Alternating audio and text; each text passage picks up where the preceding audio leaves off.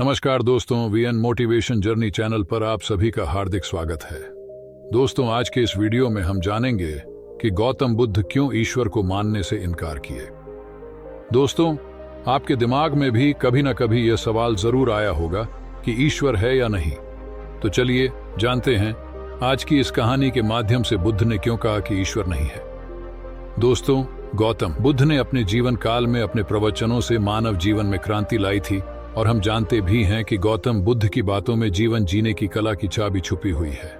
उनके जीवन में घटित हुई घटनाओं से बहुत कुछ सीखने को मिलता है। ऐसे ही एक घटना के बारे में आज मैं आपको बताऊंगा। गौतम बुद्ध के समय में एक सवाल उनसे अक्सर पूछा जाता था कि ईश्वर है या नहीं, और हर बार बुद्ध एक अलग जवाब देते थे। ईश्वर के बारे में पूछा गया ये सवाल आज भी पहेली है और बुद्ध के समय में भी पहेली ही था।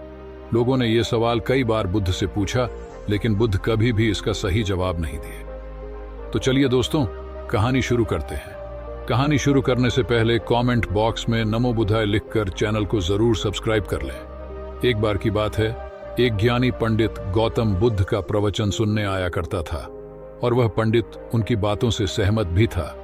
वह मानता था कि गौतम बुद्ध एक ज्ञानी पुरुष हैं। एक बार बुद्ध ध्यान की मुद्रा में बैठे हुए थे और वह व्यक्ति उनके पास गया और उनसे पूछा कि बुद्ध, कृपया आप मुझे बताएं कि ईश्वर है या नहीं। मेरी आपसे प्रार्थना है कि आप मेरे सवाल का मुझे सही जवाब दें। बुद्ध के बारे में यह कहा जाता है कि वह कभी भी किसी भी प्रश्न का सीधा जवाब नहीं देते थे। उनके हर जवाब में रहस्य भरा होता था। ज्ञानी पंडित ने कहा कि मुझे ईश्वर के बारे में आपसे जानना है, ईश्वर है या नहीं। बुद्ध उसकी बात सुनकर मुस्कुराए और फिर पंडित से बोले, ठीक है। गौतम बुद्ध ने कहा कि मैं तुम्हारे सवाल का जवाब जरूर दूंगा, लेकिन उससे पहले मेरे कुछ प्रश्नों का जवाब आप मुझे दे दो। पंडित ने कहा, मैं बिल्कुल आपके प्रश्नों का जवाब दूंगा, आप कृपया प्रश्न पूछें। बुद्ध ने कहा कि क्या तुम सूर्य को मानते हो? पंडित ने बुद्ध की तरफ देखा और कहा कि यह किस प्रकार का प्रश्न है? मैं छोटा बच्चा हूं आप, जो मुझसे बच्चों वाला प्रश्न पूछ रहे हैं। सूर्य तो साक्षात प्रकट होता है और पूरी दुनिया को रोशनी देता है। धरती पर रहने वाले हर जीव को सूर्य से ऊर्जा प्राप्त होती है। सूर्य को तो हम रोज ही देखते हैं। बुद्ध ने उनसे कहा कि ईश्वर के होने के बारे में प्रश्न कहां से आया, क्योंकि जिस प्रकार सूर्य हमारे सामने है उसके होने का कोई प्रश्न नहीं होता। तब ईश्वर के लिए यह सवाल क्यों उठा? ईश्वर को मानने की क्या आवश्यकता है? इसका मतलब तो यह हुआ कि आपके मन में कहीं ना कहीं ईश्वर के प्रति संदेह है, क्योंकि ईश्वर सूर्य की तरह आपके सामने नहीं है। आप ईश्वर को भी बुद्धि से ढूंढने के लिए निकले हो, और बुद्धि केवल उन्हीं बातों को मानती है जो उसके सामने दिखाई देता है, और ईश्वर कभी भी आपको प्रत्यक्ष रूप में सामने दिखाई नहीं देगा। अगर दिख जाए तो वह ईश्वर नहीं होगा। गौतम बुद्ध ने कहा कि तुम ईश्वर को मानते हो या नहीं। असल में यह प्रश्न ही गलत है, और गलत प्रश्न का सही उत्तर कैसे दिया जा सकता है? इसलिए अगर इस गलत प्रश्न के पूछे जाने पर और अगर किसी के उत्तर दिए जाने पर, तो वह उत्तर भी इस प्रश्न की तरह ही गलत होगा। पंडित बुद्ध की बात सुनकर थोड़ा भ्रमित सा हो गया। उसने कहा कि बुद्ध, आप किस तरह की बातें कर रहे हैं? मुझे कुछ समझ नहीं आ रहा है। बुद्ध ने कहा, अगर मैं तुम्हें सीधे शब्दों में बताऊं तो इसका मतलब यह है कि ईश्वर को माना नहीं बल्कि जाना जा सकता है। अगर तुम मुझसे यह प्रश्न करते कि मैं ईश्वर को जानना चाहता हूं, तो मैं तुम्हारी मदद कर सकता था, और जिस दिन तुम ईश्वर को जान जाओगे, उस ईश्वर की व्याख्या तुम सीधे कभी नहीं कर पाओगे। लेकिन लोगों को ईश्वर के दर्शनों का स्वाद चखने में मदद जरूर कर सकते हो। तुम कभी अपना अनुभव किसी को दे नहीं सकते हो, लेकिन किसी को अनुभव कराने में सहायता जरूर कर सकते हो। दोस्तों, आपने बुद्ध के जीवन की कितनी कहानियां, किस्से सुने होंगे। वहां आपने देखा होगा कि बुद्ध ने कभी भी ईश्वर के बारे में स्पष्ट नहीं कहा, और इसकी वजह से कई बार बुद्ध के ऊपर उंगलियां भी उठी। लोगों ने यहां तक कहा कि बुद्ध कुछ भी नहीं जानते, क्योंकि बुद्ध इस तरह के प्रश्नों का ठीक से उत्तर कभी नहीं देते थे। गौतम बुद्ध इस तरह के प्रश्नों से हमेशा बचा करते थे, क्योंकि ईश्वर और आत्मा के संबंध में कोई उत्तर दिया ही नहीं जा सकता है, और अगर कभी देना भी पड़े तो वह उदाहरण के माध्यम से उसे समझाने का प्रयास करते थे, क्योंकि ईश्वर और आत्मा के संबंध में कोई उत्तर दिया ही नहीं जा सकता है। यह संभव ही नहीं है। और मेरा यह मानना है कि बुद्ध को सचमुच ज्ञान प्राप्त हुआ था।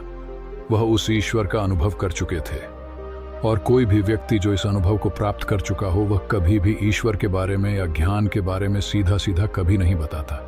वह आपके प्रश्न को बीच में ही लटका देता है, क्योंकि वह चाहता है कि आप उसका स्वाद खुद चखें। गौतम बुद्ध ने कभी वह गलती नहीं की जो आज के कुछ धर्मगुरु कर रहे हैं। कहने का मतलब है कि जितने भी ज्ञानी पुरुषों ने ईश्वर के बारे में स्पष्टीकरण किया, उनके अनुयायियों ने उनके धर्मगुरुओं द्वारा ईश्वर के बारे में कही हुई बातों को मान लिया और अपने अलग अलग समुदाय बना लिए। फिर क्या हुआ, आप यह देख ही रहे हैं। उन गुरुओं द्वारा दी गई प्रामाणिकता के आधार पर आज वह सभी समुदाय एक दूसरे के दुश्मन बने हुए घूम रहे हैं और हथियारों के दम पर यह प्रमाणित करना चाहते हैं कि मेरा गुरु सही है, मेरा ईश्वर सही है। वह लोग यह कहते हैं कि तुम अपने ईश्वर को छोड़ो और हमारे ईश्वर को मानो, क्योंकि हमारा ईश्वर सत्य है।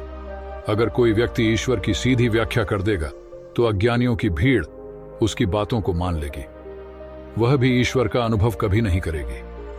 वह भीड़ तो केवल आपकी कही गई बातों के आधार पर किताबें लिख देगी और हाथ में तलवार लेकर चल पड़ेगी कि हम अपने समुदाय को बढ़ाएंगे, अपने धर्म को बढ़ाएंगे, प्रचार प्रसार करेंगे। शायद बुद्ध इस बात को जानते थे, इसीलिए उन्होंने कई बार ईश्वर के वजूद को भी नकारा।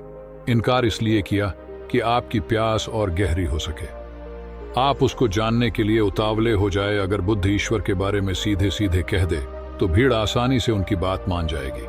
और ऐसे ही हमने धरती पर ना जाने कितने ही ईश्वर और भगवान को जन्म दे दिया है। ऐसा लगता है कि ईश्वर ने मनुष्य को नहीं बनाया, बल्कि मनुष्य ने ईश्वर को पैदा किया है। तो दोस्तों, गौतम बुद्ध की कहानी से हमें यह शिक्षा मिलती है कि भगवान को मानना नहीं बल्कि जानना चाहिए और उसका अनुभव लेना चाहिए। ईश्वर को जानने के लिए सिर्फ एक ही रास्ता है और वह है ध्यान।